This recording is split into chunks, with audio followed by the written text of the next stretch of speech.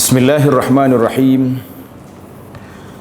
Alhamdulillahi rabbil alamin. Wassalatu wassalamu ala sayyidina Muhammad wa ala alihi wa sahbihi ajma'in. Wa man ihtada bihadihi wastanna bisunnati ila yaumiddin, amma ba'd.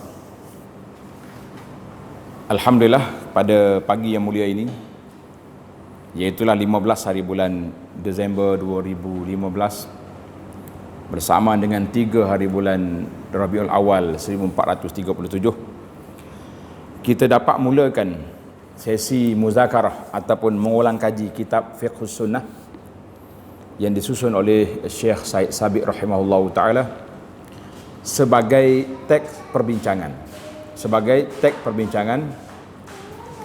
dan insya-Allah ini sebagai teks.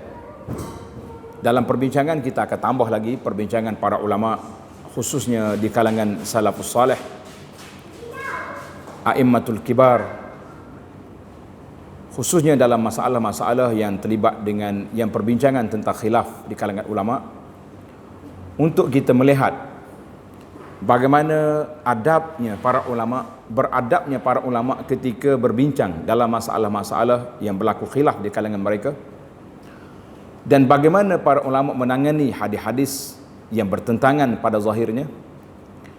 Kemudian bagaimana mereka memilih pandangan masing-masing berdasarkan perbincangan yang tersebut. Jadi insya-Allah setakat kemampuan yang ada, kita cuba berbincang melalui kitab Fiqhus Sunnah ini, insya-Allah. Untuk maklumat para ahli usrah sekalian, alhamdulillah dalam usrah liqa kita telah membaca kitab Minhajut Talibin lil Imam Al-Hafiz An-Nawawi rahimahullahu ta'ala. Kita telah selesai daripada masalah ibadat dan juga bab al-muamalat sebahagian besarnya. Jadi sekarang ni saya masuk kepada kitab ini. Kata di al-muallif, Bismillahirrahmanirrahim, tamhidun, suatu pendahuluan, muqaddimah kepada perbincangan kepada masalah. Sebagaimana kita ketahui bahawa risalah Islam itu risalah yang umum, yang bersifat global, dihantar oleh Allah Azza wa Jalla kepada seluruh manusia dan juga jin. Dan juga al-ghayah, matlamat risalah ini, Allah Subhanahu wa taala telah menghantar Nabi Muhammad sallallahu alaihi wasallam dengan al-hanifiyatis samhah, dengan agama yang mudah, sesuai dengan zaman dan semua masa. Wa syari'atil jami'ah, dengan perundangan yang lengkap. Allati takfulu lin-nasil hayatal karimah al-muhazzabah, yang memberi jaminan kepada manusia untuk melalui kehidupan yang mulia, yang baik. Dan dengan syariat ini manusia akan sampai kepada darajat yang tinggi dan kesempurnaan, insya-Allah. Selama tempoh 23 tahun lebih kurang, Rasulullah sallallahu alaihi wasallam telah berdakwah kepada manusia, mengajak manusia ila Allah. Tammalahu ma arada min tablighid din, maka sempurnalah tugas Nabi menyampaikan agama dan mengajak manusia kepadanya. Risalah Islam ini umum ar-risalah, bermakna risalah yang dibawa oleh Nabi sallallahu alaihi wasallam tidak bersifat tempatan. Walaupun Nabi orang Arab, Quran turun di Mekah, kemudiannya di Madinah, tetapi dia tidak untuk Arab dan tidak untuk Mekah dengan Madinah, tidak untuk generasi Quraisy dan orang-orang yang sekitarnya dari kalangan Aus dan Khazraj. Tetapi risalah ini, risalah yang dibawa oleh Nabi sallallahu alaihi wasallam ini, risalah ammah linnasi jami'an, sehinggalah Allah Taala ambil bumi ini dan berlakunya kiamat. Allah Taala telah berfirman, tabarakallazi nazzala al-furqana ala 'abdihi liyakuna lil 'alamin nadhira. Maha suci Allah Ta'ala yang telah menurunkan Al-Quran ke atas hambanya Muhammad sallallahu alaihi wasallam, supaya menjadi peringatan lil alamin, kepada alam seluruhnya. Surah Al-Furqan ayat 1. Dalam ayat yang lain Allah Ta'ala berfirman, wa ma arsalnaka illa kaffatan linnasi basyiran wa nadhira.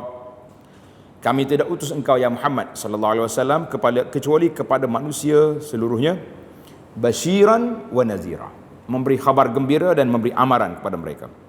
Surah Saba ayat 28. Maka di antara ciri-ciri yang menunjukkan kepada bahawa risalah Islam ini umum dan syumul, lengkap, ada beberapa perkara yang digariskan di sini. Yang pertama, annahu laisa fiha ma yas'ubu 'ala an-nasi i'tiqaduhu, iaitulah tidak ada perkara yang susah untuk orang menganut Islam ini. Nak faham Islam susah, ataupun susah untuk mereka beramal dengannya. Sebagaimana ayat Al-Quran Allah sebut, la yukallifullahu nafsan illa wus'aha, Allah tidak memberatkan seorang manusia itu kecuali setakat apa yang dia mampu. Ayat Al-Baqarah 286, dan juga firman Allah Ta'ala, yuridullahu bikumul yusra wa la yuridu bikumul usr, Allah SWT menghendaki untuk kamu senang dan dia tak mau kamu susah. Surah Al-Baqarah ayat 185. Dan ayat Al-Quran, wa ma ja'ala alaikum fid dini min haraj, surah Al-Hajj 78, Allah Ta'ala tak mau menyusahkan kamu dengan agama ini. Dalam hadis yang diriwayatkan oleh Imam Al-Bukhari rahimahullahu ta'ala, min hadis Abi Sa'id Al-Maqburi radhiyallahu anhu, sabda Nabi sallallahu alaihi wasallam, inna hadzal din yusrun wa lan yushaddad din ahadun illa ghalabahu. Agama ini mudah, tidak ada orang yang menyusah-nyusahkan agama ini kecuali dia akan tewas. Maka Nabi kita sallallahu alaihi wasallam larang umatnya daripada bersifat ta'annut, tanattu' ataupun terlalu tasyaddud, keras, halakal mutanatti'in. Sebab bila dia keras, dia tak akan mampu membawa manusia ini ke jalan yang selamat, kerana kita akan tewas di hadapan perkara yang kita sendiri meletakkan kesusahan, sedangkan Allah mempermudahkan. Ya, dalam hadis yang lain, ahabbuddin ilallah al-hanifiyatus samhah, agama yang sangat disukai oleh Allah Ta'ala iaitulah al-hanifiyah as-samhah, makna agama yang senang dan tidak menyusahkan. Ciri yang kedua, annama la yakhtalifu bi ikhtilafiz zaman wal makan, ajaran ini tidak berbeza dengan bertukarnya masa, berubahnya tempat. Sebagaimana dalam akidah kita, dalam ibadat kita, maka dia telah bawa dalam akidah dan juga dalam ibadat telah datang kesempurnaannya. Telah ada nas-nas daripada Nabi sallallahu alaihi wasallam. Contohnya dalam bab salat, bila Nabi laku salat, Nabi kata wasallu kama raaitumuni usalli. Bila Nabi mengerjakan haji, Nabi kata li ta'khuzu anni manasikakum, kamu ambillah haji kamu ambil daripada aku haji kamu. Maka dalam perkara ibadat dan juga dalam perkara akidah, tidak ada hak bagi mana-mana orang an yazida fi au yunqis minhu, nak tambah atau nak kurang dalam ibadat sudah tidak ada hak. Dan perkara-perkara yang menjadi perbezaan masa dengan tempat, seperti masalah maslahah keduniaan, kenderaan nak naik apa, dulu orang naik unta, sekarang naik kereta. Dulu orang naik hayawan, sekarang ni orang naik jet contohnya. Dan juga dalam isu pentadbiran dan juga isu peperangan, maka syariat ini telah membawa isu mujmal, secara umum sahaja, prinsip asas, kerana manusia akan berubah kehidupan mereka, tetapi asalnya tetap satu, iaitulah duduk di bawah paksi Islam. Kalau tuan-tuan perhatikan, kita nampak di dalam bacaan-bacaan, bila Nabi naik kenderaan, dia kata doa naik kenderaan, dia tak kata doa naik unta. Sebab unta nanti orang tak naik lagi, orang naik kereta. Jadi kalau doa naik unta, mana doa naik kereta? Maka itu dia panggil anjalnya syariat itu. Dia datang dalam bersifat mujmal, sifat umum, tapi sesuai dipakai oleh semua keadaan. Jadi kita kena faham di sini, dalam isu ibadat tak boleh kita tambah-tambah, tapi dalam isu muamalat, tuan rekalah apa yang kita nak reka. Kita nak buat kapal terbang berapa sayap, silakan. Yang penting jangan jatuh. Kita nak buat kereta berapa tayar, dipersilakan, yang penting jangan terbalik atau masuk dalam parit. Perkara yang ketiga yang menunjukkan kepada umum risalah itu, anna kullama fiha min ta'alim innama yuqsadu bihi hifzuddin. Semua ajaran-ajaran yang dibawa dalam Islam ini, maksud dia punya objektif dia, iaitulah nak menjaga agama, nak menjaga nyawa, menjaga akal, menjaga keturunan manusia dan juga menjaga harta benda. Ada yang mengatakan menjaga kehormatan diri. Ini dia panggil, disebut dalam bahasa kitab dengan nama Ad-Daruriyatil Khamsah. Daruriyatil Khamsah, yakni perkara asas yang 5 perkara yang menjadi kewajipan semua manusia ataupun semua agama berbincang untuk menjaganya. Ittafaqal al-fuqaha wal uqala. Orang-orang yang berakal berbincang untuk menjaga 5 perkara ini. Dan 5 perkara ini bertepatan dengan fitrah manusia, nak jaga diawa, nak jaga agama, jaga akal, jaga keturunan dan sebagainya. Maka dalam ayat ini, dalam masalah ini, Allah Ta'ala telah berfirman, qul man harrama zinatallahi allati akhraja li'ibadihi wat-tayyibati minar rizq.